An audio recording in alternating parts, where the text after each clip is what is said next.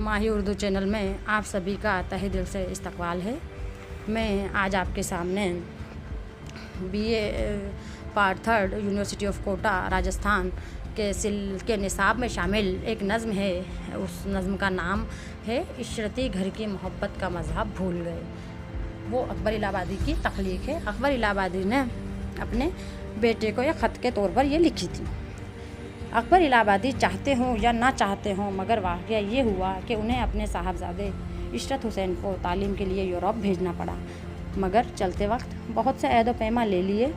इशरत हुसैन काफ़ी अरसे तक यूरोप में तालीम हासिल करते रहे और इन दिनों हर इंग्लिस्तान जाने वाले हिंदुस्तानी नौजवान के मुतालिक ये शुबा किया जाता था कि यूरोप की रंगीनियों से बचकर कोई भी हिंदुस्तानी नहीं आ सकता।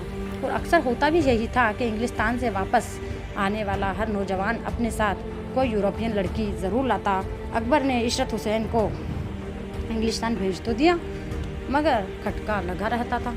चुनांचे एक मरतबा इशरत का ख़त आने में गैर मामूली देर हो गई तो उनकी फ़िक्र तशवीश और बढ़ी। ख़त लिखा और ये कथा नज़म करके उन्होंने भेज दी। वो भी यही सोच रहे थे कि जो आज तक हम शुबा करते आए हैं, शायद इशरती ने भी यही किया है, इसलिए उसका ख़त नहीं आया है। तो वो अपने ख़त में इस नज़म को लिखने लगे, जो आपके सामने मैं पेश करना चाहती हूँ। इशरती घर की मोहब्बत का मज़ा भूल गए, इशरती घर की मोहब्बत का मज़ा भूल गए, खा के लंदन की हवा अहद वफ़ा भूल गए। पहुँचे होटल में तो फिर ईद की परवाह न रही, पहुँचो होटल में तो फिर ईद की परवाह न रही, केक को चख के सिवैयों का मज़ा भूल गए। भूले माँ बाप को अग़यार के चरणों में वहाँ, भूले माँ बाप को अग़यार के चरणों में वहाँ, साया कुफ्र पड़ा नूर खुदा भूल गए। मोम की पुतलियों पर ऐसी तबीयत पिघली, मोम की पुतलियों पर ऐसी तबीयत पिघली, चमन हिंद की परियों की अदा भूल गए। कैसे कैसे दिले नाजुक को दुखाया तुमने, कैसे कैसे दिले नाजुक को दुखाया तुमने, खबर फैसला है रोज़ जज़ा भूल गए।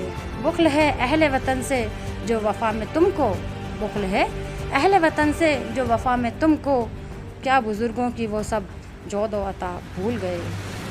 नक़ल मग़रिब की तरंग आई तुम्हारे दिल में, नक़ल मग़रिब की तरंग आई तुम्हारे दिल में, और ये नुक्ता कि मेरी असल है क्या भूल गए। क्या ताज्जुब है जो लड़कों ने भुलाया घर को, क्या ताज्जुब है जो लड़कों ने भुलाया घर को, जबकि बूढ़े रविश दीन खुदा भूल गए। ये नज़्म जो है आपके सामने मैंने पेश की है। बहुत ही मज़ाहिया और अच्छे अंदाज़ में उन्होंने इस नज़्म को पेश किया है। इसकी तशरीह भी हम अगली जो हमारी जो वीडियो बनेगी उसके अंदर आपके सामने ज़रूर पेश करेंगे। सुनने के लिए सभी का तहे दिल से शुक्रिया।